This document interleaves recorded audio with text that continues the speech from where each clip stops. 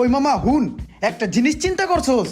এই বাংলাদেশে কত বাইক কত বাইক কত বাইক, কিন্তু আমার একটা বাইক নাই।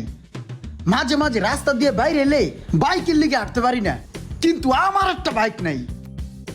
তোর মতন ফকিন্নি তো একটা বাইক চালায়, কিন্তু আমার একটা বাইক নেই। ওরে বাবারে।